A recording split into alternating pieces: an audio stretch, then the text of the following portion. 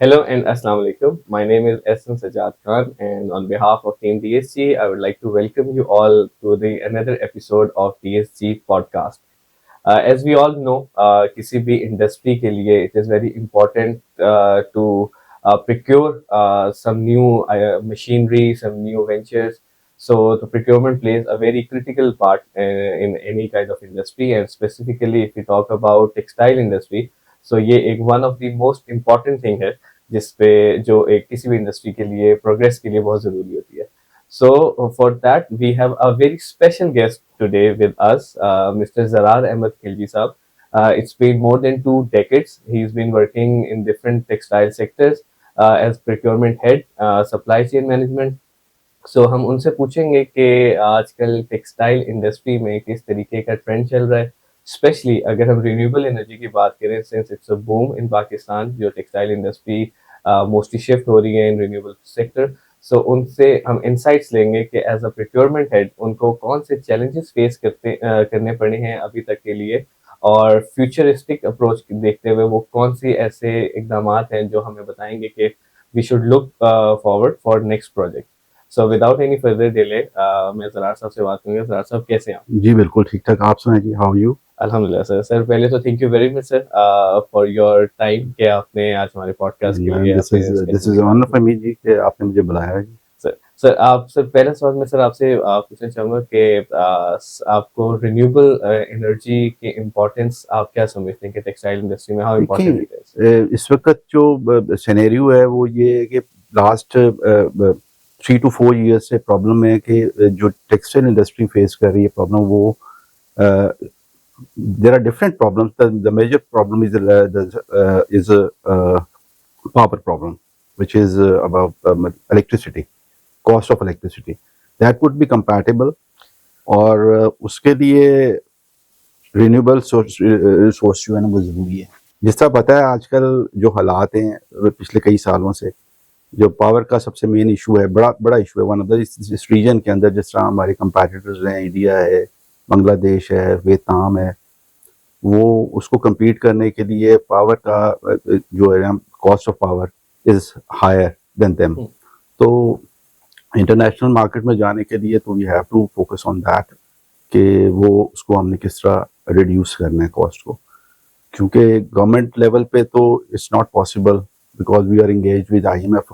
तो उसकी वजह से हमें हमारे सर्टन जो हमारी लिमिट्स हैं हम लोग नहीं कर सकते. तो उसके लिए then we have to get the other source of electricity, which I feel that solar is the one of the best as far as environment is concerned, and as far as function is concerned, it's the best one.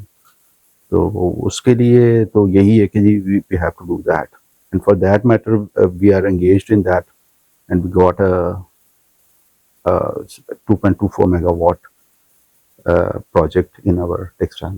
Yes sir. जब आपने अभी जिस आपने mention भी किया कि we have installed 2.4 megawatt solar plant in textile sector, so being a purchase manager, purchase head, आपको must be काफी की पॉइंट्स ऐसे होंगे जो आप लोग फॉरवर्ड कर रहे होंगे to get a good vendor, to get a good renewable. वो एक बहुत मुश्किल सा टफ टास्क था, क्योंकि काफी सारे लोग हैं, बड़े आपके कंपेटिटर्स हैं, there are a lot of people doing that projects. तो वो एक बहुत मुश्किल टास्क था. तो उसके लिए बड़ी एफर्ट्स करनी पड़ी हैं. पहले तो शॉर्टलिस्ट करना पड़ा वेंडर्स को, उसमें से फिर कंपैरिजंस बने हैं, कोटेशंस आई हैं, उनकी कॉस्ट्स आई हैं, उसके बाद फिर उनकी आफ्टर सेल सर्विस, उनकी रेप्यूट, उसको हमने कंसिडर किया, और उसके बाद फिर हमने सेलेक्ट की एक party which is DSG from that. Sir जब आप इसको प्रायोरिटाइज कर रहे थे तो देयर आर मल्टीपल एस्पेक्ट्स जो बंदा देख रहा होता है एक वेंडर के अंदर, एक कंपनी. तो आपके लिए की एलिमेंट्स क्या थे? Was it cost, reliability, sustainability, company का background, after sale services? What were the key points जो आप अपने बाकी फेलो प्रोक्योरमेंट हेड्स को भी कह सकते हैं कि they should look these things? ये तो बेसिक्स जो 4 पॉइंट्स आपने बताए हैं, कॉस्ट होगी, आफ्टर सेल सर्विस होगी, बैकअप हो गया, रिप्यूट होगी, दैट इज द बेसिक्स. ये और सबको कंसिडर करना पड़ता है जिस वक्त प्रोक्योर करते हैं ना, इन सब चीज़ों को कंसिडर करना पड़ता है, और उसके बाद फिर आपको डिसाइड करना पड़ता है to how to get it done with that party. तो वो जो है वो that is a tough thing, और उसमें डेफिनेटली मेरे एमडी की भी सपोर्ट थी। हम लोगों ने काफ़ी मेहनत की, काफ़ी अपना काम किया इसके ऊपर। 4-5 वेंडर्स थे बड़े जिनके साथ हम लोग इंगेज रहे हैं, उनके साथ हमने उनकी सारी कॉस्टिंग्स वगैरह, उनकी आफ्टर सेल सर्विस और एप्पल टू एप्पल हमने कंपैरिजंस की हैं सब चीज़ों के। तो देन वी फाउंड के that we must go for the DSG for this project. We must select. Sir जैसे if we talk about textile sector का जो ट्रेंड है, बीच में उसका काफी बूम आ गया था, but lately textile sector is suffering from policy situations, I must say, जिस वजह से नहीं, थोड़ा सा पॉलिसी सिचुएशंस तो नहीं है। टेक्सटाइल सेक्टर का सबसे बड़ा जो प्रॉब्लम है ना, वो that is the cost of manufacturing, and cost of manufacturing is higher than the other competitors like India, like Bangladesh, Vietnam.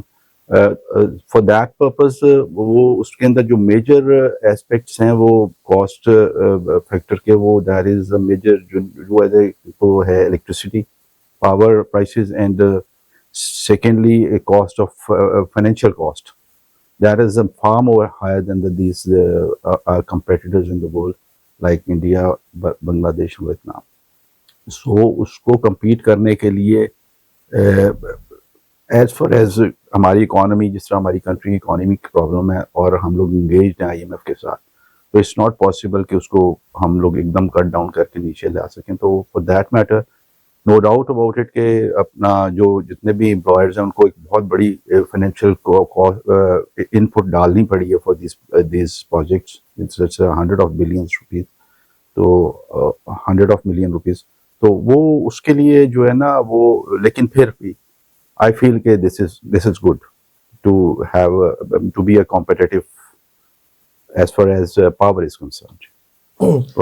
Exactly sir, अगर if you talk about the main expenses of textile sector, तो जिस तरह आपने बताया कि एक तो material cost आपकी बहुत ज्यादा होती है, सेकेंडली एक सबसे ज्यादा कॉस्ट जो है that is energy cost. Energy cost. तो मैं सिर्फ एक आपसे ये चीज पूछना चाह रहा हूँ कि at what point L textile ने और आपकी मैनेजमेंट ने ये डिसाइड किया था कि now we should go for solar regardless of some any other source of energy, कि सोलर की आपने इंपॉर्टेंस उसकी रखी और फिर आपका कब वो गो थ्रू आपका ब्रेक पॉइंट था? एक्चुअली गवर्नमेंट ने काफी दफा इंश्योर करवाया था कि they will bring it down to say about 9 cent for the cost of electricity, but because जैसे मैंने पहले भी बताया कि we are engage with IMF, हमारी भी सर्टेन मतलब कंट्री की भी सर्टेन लिमिट्स हैं, तो वो नहीं कर सके। तो जाहिर है फिर एक इंडस्ट्री चलाने के लिए तो you have to put in something. तो उसमें फिर जो है हम लोगों ने यही डिसाइड किया कि we must put a solar project in it to bring it down the prices of cost of the electricity. Sir एक और बड़ा इम्पोर्टेंट एक क्वेश्चन है जो आई मस्ट से बहुत सारे लोगों को उसका वेट भी होगा कि इन द टेक्सटाइल सेक्टर आपकी मल्टीपल कॉस्टिंग सेंटर्स खुले हुए होते हैं, जिसमें you have to purchase your material, you have to purchase के wages, you have to go for new ventures. So आपसे एक्सपीरियंस में आपके प्रोजेक्ट के अगेंस्ट में आपसे पूछना चाहूँगा कि how difficult it was to manage your finances, to understand the importance of renewable energy के लॉन्ग टर्म हमें कैसा फायदा है। ऑब्वियसली उस पे आप पे बड़ा प्रेशर होगा कि आपने किस तरीके से सारी चीजें मैनेज करनी है। डेफिनेटली जी, वो प्रेशर तो है था, लेकिन ये कि थैंक्स टू अल्लाह एंड बिल्कुल 100% कोऑपरेशन थी मेरी एमडी की, मैनेजिंग डायरेक्टर की जी, जो उन्होंने मुझे कहा कि ये करना है, we have to do that. तो वो अल्हम्दुलिल्लाह हमने किया। लेकिन ये किसी भी काम को करने के लिए you have to struggle, you have to work hard, तो फिर ही आप उसको सक्सेसफुली और अच्छी कंपैरेटिव उसमें कर सकते हैं वे में। तो अल्हम्दुलिल्लाह we did our best to get it done. और आसान काम कोई भी नहीं होता, सबके लिए मेहनत करनी पड़ती है, you have to do that. बिल्कुल ऐसे तो बाकी जो है प्रोक्योरमेंट्स के हवाले से, क्योंकि हमने ये किया था टर्न की बेसिस पे प्रोजेक्ट, तो उसकी जो मोडालिटीज़ हैं वो सेट कर ली थी हम लोगों ने पहले।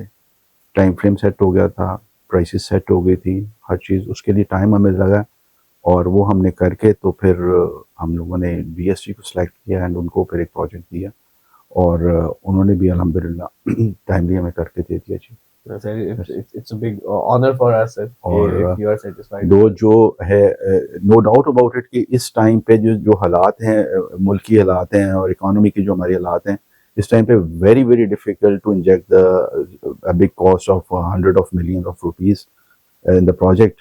और लेकिन फिर भी by the grace of God and our management has decided to put in the prices and put in the money in the मतलब finance into this project, and we did it. So मैं इसी चीज को थोड़ा continue करना चाहूंगा कि आपको व्हाट वाज द बिगेस्ट जो आपको इश्यूज फेस हुए थे during installation of solar system या taking decision of going for renewable energy and solar plant. देखिए, इनिशियली कोई भी नया काम आप करेंगे तो उसमें आपको काफ़ी सारे प्रॉब्लम्स, आपको स्पीड ब्रेकर्स, आपको स्पीड बम्प्स वगैरह फेस करने पड़ते हैं. लेकिन बेहतर मैनेजमेंट तो ये होती है कि उसको मतलब टाइमली, हर टाइम पे पूरी टाइमली उसको डिसाइड करके उसको एड्रेस कर दिया जाए और उसको सेटल कर दिया जाए. और हमारे अल्हम्दुलिल्लाह हमारी जो टेक्निकल टीम है, that is very cooperative technical team in the plant जो हमारे हैं. और डीएससी वाले भी वेरी कोऑपरेटिव थे, तो हम लोगों ने मिल के जहाँ भी कोई प्रॉब्लम आया उसको सॉर्ट आउट किया, एड्रेस किया और उसको फ़ौरन इमीडिएटली रिमूव किया. और हमारा बड़ा कहेंगे कि बिल्कुल स्ट्रीमलाइन तरीके के साथ हमारा प्रोजेक्ट हुआ है, अल्हम्दुलिल्लाह. So if I talk about the solar plant of AL Textile specifically, so we have multiple installations हमारे पास.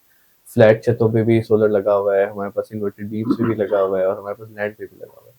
तो आपको when we taking the decision, आप जब डिसीजन ले रहे थे इसका, तो जो लैंड वाला था सर, उसका एज अ प्रोक्योरमेंट हेड आपका क्या उस पे स्टांस था या फिर क्या उसमें आपकी आउटपुट थी? क्योंकि मोस्टली लोग जो है वो लैंड को अक्वायर करने में थोड़ा सा रिलक्टेंट होते हैं. देखिए, हमारे पास जो अवेलेबल रूफ टॉप्स थे वो हमने फिल कर लिए. उसके बाद क्योंकि हमें एक्स्ट्रा भी चाहिए थी पावर, जो और हमारा टारगेट भी जो था 2.24 मेगावाट का, उसके लिए हमारे पास स्पेस थी, लैंड पड़ी हुई. तो फिर वो हमने डेफिनेटली इनके साथ डिस्कस किया, डीएससी वालों के साथ. वो एक प्रपोजल बना, तो उसमें हमने फिर वो उसको इंस्टॉल किया और अल्हम्दुलिल्लाह वो बिल्कुल सक्सेसफुली चल रहा है प्रोडक्शन. उसके अंदर जो प्रॉब्लम्स थे, जो आसपास उसकी मतलब इंफ्रास्ट्रक्चर की, वो उन्होंने हमें आइडेंटिफाई किया, वो हमने उसको रेक्टिफाई करवा के दिया था to get out the best possible production. Sir किसी भी अगर हम इलेक्ट्रॉनिक चीज़ पे देखें या हम किसी भी इस तरीके के प्रोजेक्ट में जाएं तो वहाँ पे आपके मल्टीपल हमारे पास ऑप्शंस होती हैं. सो आपने as a head of procurement आपने उसमें पैनल्स की डिसीजन किस बेसिस पे लिया, आपने उसके इन्वर्टर्स किस तरीके से आपने डिसाइड किया कि आपने किसके साथ जाना है, अगर आप उस पर थोड़ा सा ज़्यादा बताएं. इन्वर्टर्स तो डेफिनेटली हमने जो अपनी वर्किंग की थी, हमें बहुत ज़्यादा फीडबैक मिला था कि वो हमने हवावे के साथ ही जाना है, क्योंकि ज़्यादातर लोग उसी को डील कर रहे थे. और हमारे जो एक्सपर्ट्स थे, कुछ हमारे एक्सपर्ट्स थे, उनसे भी हमने डिस्कस किया और आसपास हमने दूसरी इंडस्ट्री से भी चेक किया, तो उसकी जो है ना परफॉर्मेंस अच्छी थी हवावे की. That's why we suggested, we have decided to get it Huawei inverters. और जो पैनल्स हैं वो तो डेफिनेटली वो भी इसी तरह हमने पूरा अपना वर्कआउट किया था और बेशुमार पैनल्स थे. लेकिन हमें जो फीडबैक मिला था वो दैट इज के Canadian is a good one, then and biofisher, Canadian biofisher, and we have decided to get it. ऐसे सर, आप जो टेक्सटाइल सेक्टर की सर अगर हम बात करें स्पेसिफिकली किसी भी इंडस्ट्री को अगर हम जनरल के लिए देखें तो एनर्जी कॉस्ट एक सिग्निफिकेंट एक उसमें फैक्टर होती है. तो अगर आपके अब एक्सपीरियंस है, सिंस आपका प्लांट भी रनिंग है एंड आपके मस्ट से कि आपके काफ़ी लिंक्स भी होंगे इन द मार्केट दूसरे प्रोक्योर मैनेजमेंट में, दूसरी टेक्सटाइल के मैनेजमेंट से भी, तो आप कैसे देखते हैं, हाउ डू यू सी कि जो रिन्यूएबल है उसमें कितने परसेंटेज टेक्सटाइल इंडस्ट्री को बूम दिया और कितने परसेंटेज वो देखिए सस्टेनेबिलिटी की जी, तरफ जा रहे हैं? मेरा नहीं ख्याल कि इस वक्त कोई भी टेक्सटाइल मिल होगी जिसके पास सोलर नहीं होगा. आई थिंक सो कि दिस इज 99.9% लोगों ने सोलर लगा लिया या लगाने जा रहे हैं, लगा रहे हैं. I am talking about the spinning mills, because it spinning mills textile. तो I think so this is all it. जो आपका क्वेश्चन है वो सेल्फ एक्सप्लेनेटरी है कि जो वो सब लोग तकरीबन सोलर पे जा रहे हैं और जो नहीं गए वो चले जाएंगे, और everybody haves to do that, otherwise वो कंपैरेटिव नहीं रहती प्राइसेस. मेरे ख्याल में तो सब लोग ही टेक्सटाइल में जाएंगे, बल्कि चले गए हैं स्पिनिंग में. हर हर हर स्पिनिंग मिल के पास पावर हाउस होगा जी फॉर सोलर। तो सर बेसिकली अब हम इसको कह सकते हैं कि this is not a need anymore, this is a necessity. Right no it is a necessity. इस वक्त जो करंट सिनेरियो है हमारा पावर का, तो उसमें तो ये definitely it's necessity. Sir how do you see, अगर जिस तरीके से हम अभी देख रहे होते हैं कि मल्टीपल प्लेटफॉर्म्स पे कि इलेक्ट्रिसिटी की कॉस्ट रिड्यूस हो गई, तो हाउ डू यू सी कि अगर इलेक्ट्रिसिटी की कॉस्ट डाउन हो जाए तो फिर रिन्यूएबल और सोलर का जो पार्ट है वो इतना ही इम्पोर्टेंट और फ्रूटफुल रहेगा? This is a big question mark जी। इसमें यही एक जो है फियर, और ये क्या मतलब आप फियर तो नहीं कह सकते कि यही है कि जी अगर उसकी प्राइस रिड्यूस हो जाती है तो फिर डेफिनेटली लोग जो है ना ज़रा इसकी कंजम्पशन जो है कम हो जाएगी और उस तरफ भी जा सकते हैं। लेकिन फिर भी मैं मेरे नज़दीक ये है कि हमारे पास ऑल्टरनेट सोर्स ज़रूर होना चाहिए। इसको सिर्फ एक हमने कॉस्ट कटिंग के लिए नहीं देखना, एक ऑल्टरनेट सोर्स के तौर पे भी देखना कि we have alternate source of electricity. Sir आप अगर आप अपने फेलो प्रोक्योरमेंट टीम्स जो दूसरे एमएसए के दूसरे टेक्सटाइल सेक्टर्स में होंगे, दूसरे इंडस्ट्रीज में होंगे, उनको आप अगर एक सजेशन दे सकें कि तो वो उसमें क्या होगा कि why they should go for solar, what is the importance of it, and आप अपने एक्सपीरियंस से उनको किस तरीके से बता सकते हैं कि आपको कितना उसमें बेनिफिट मिल रहा है? मेरे ख्याल में सब लोग ही माशाल्लाह बड़े एजुकेटेड और इंफॉर्मेटिव हैं, और सब लोग इस पे काम कर चुके होंगे या कर रहे होंगे डेफिनेटली। उनको बताने की ज़रूरत नहीं, बिकॉज दे ऑल नो कि this is compulsory. Sir as a nation do you think कि हमें इस पे और इसको रिन्यूएबल एनर्जी और ग्रीन एनर्जी को प्रमोट करना चाहिए? जी, as far as environment is concern, because this must be. Recently अगर आप देखें तो हमारे एरिया में, if we talk about Punjab और जी लाहौर दिस रीजन, तो इधर स्मोक का बहुत एक जी जी इफेक्ट आ गया है, जी जी जिसको हम लोग कोशिश कर रहे थे सारे रिड्यूस, गवर्नमेंट अपनी जी जी। कैंपेन्स कर रही है, हर बंदा उतने हिसाब से उस पर एफर्ट पुट अप कर रहा है, तो आप कैसे देखें कि रिन्यूएबल एनर्जी एज का कोई सोल्यूशन देखें जी, प्रोवाइड इस कर सकते वक्त as far as external environment is concern, this is compulsory.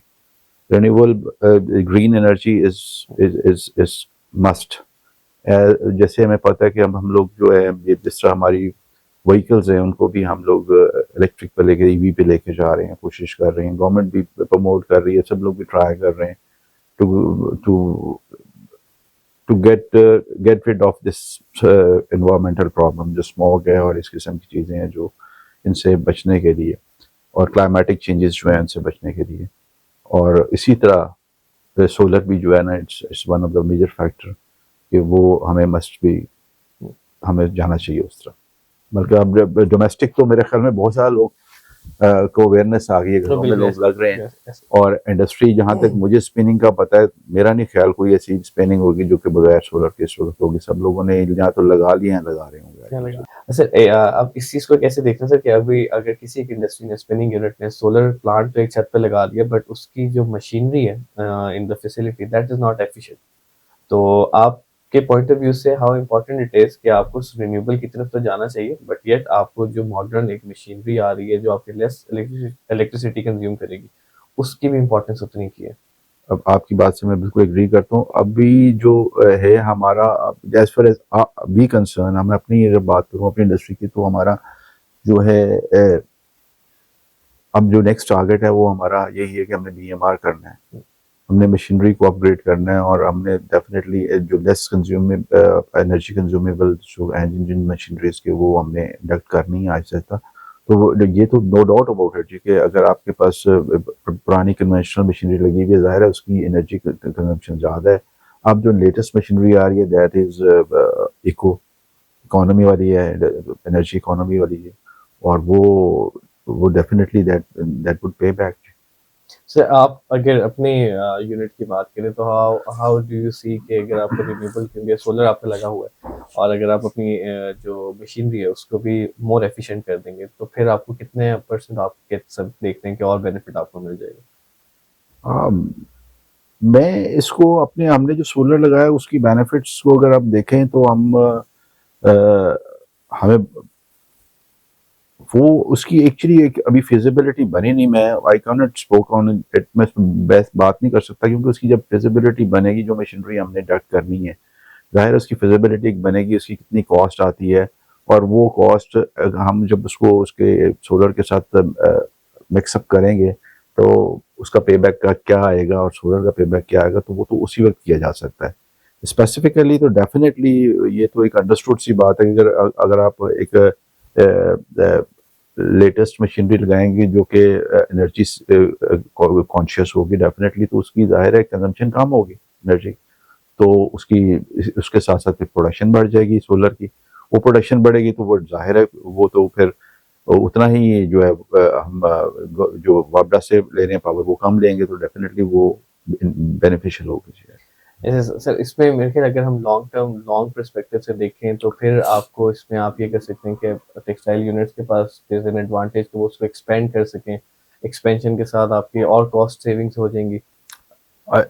Expansion का थोड़ा सा मेरा ना पॉइंट ऑफ व्यू डिफरेंट है, और मेरी मैनेजमेंट का भी पॉइंट ऑफ व्यू डिफरेंट है कि देखें जो इस वक्त हमारी जो प्रोडक्ट है जो हम बना रहे हैं उसकी अब उसकी जो डिमांड है वो कम है और सप्लाई ज़्यादा है, तो why to enhance the supply more.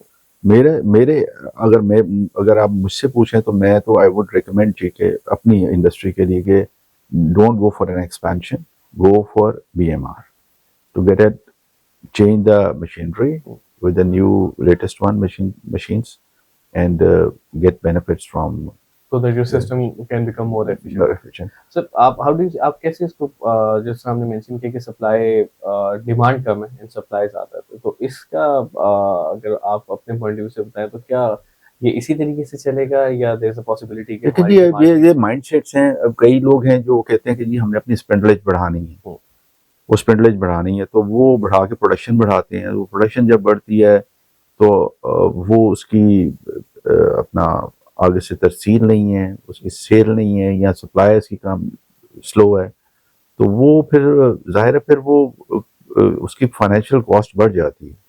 In any case वो फिर जब आपके पास स्टॉक पड़ा रहेगा वो निकलेगा नहीं, तो जाहिर है फिर फाइनेंशियल कॉस्ट तो आती है नहीं।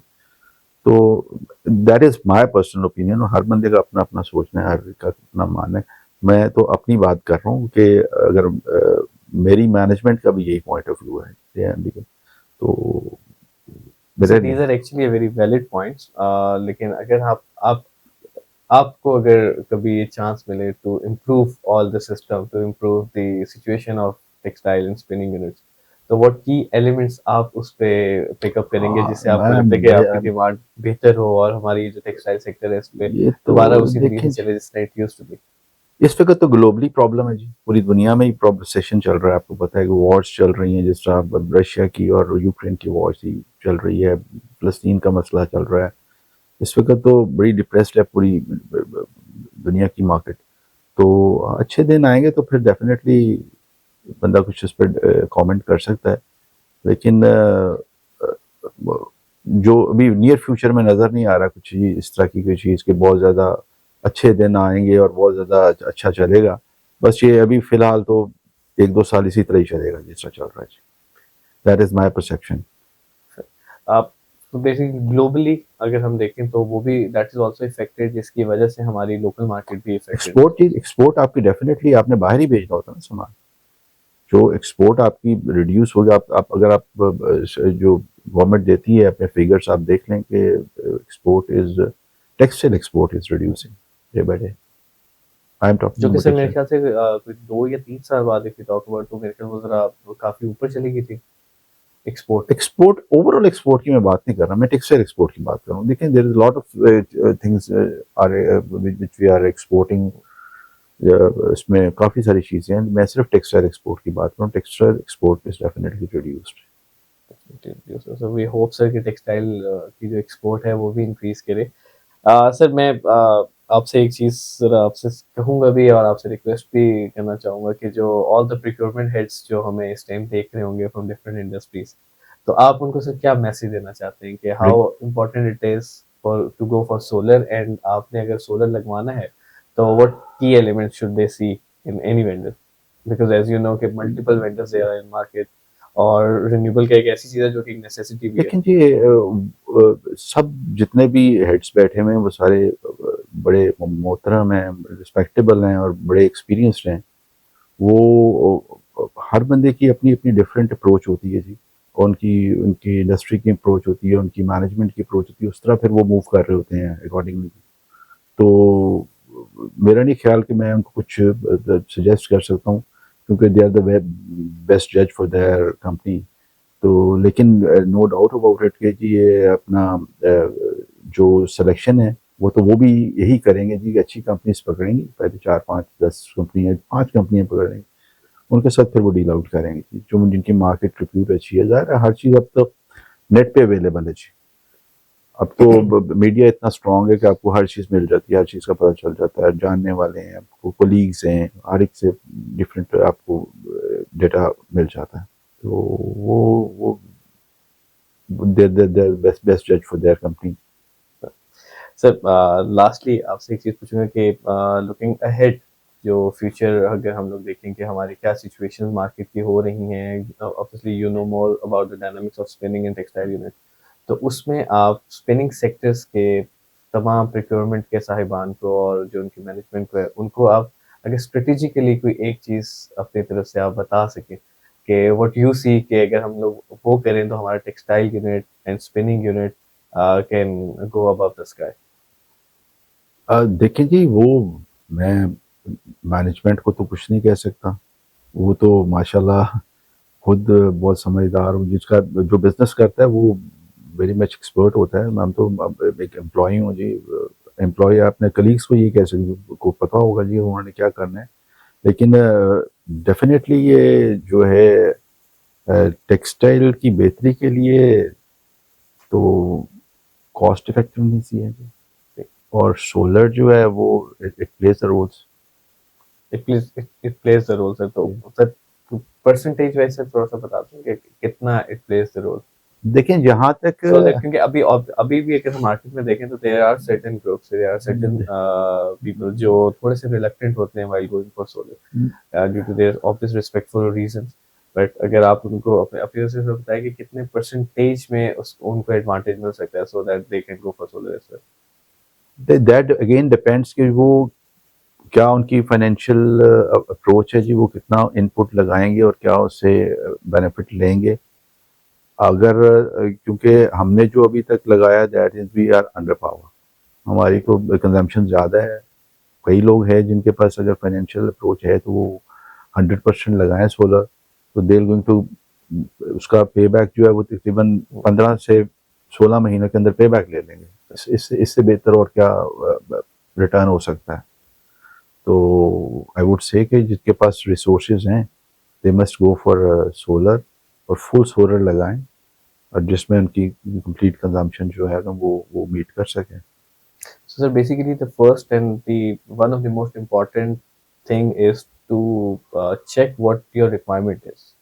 आपकी यस रिक्वायरमेंट है क्या और यस आप कितना, जिस तरह आपने ये भी मेंशन किया कि नहीं, आप उस पर रिक्वायरमेंट तो डेफिनेटली हर बंदे को पता होता है कि उसकी कितनी रिक्वायरमेंट है, उसको कितने मेगावाट चाहिए अपने यूनिट को चलाने के लिए।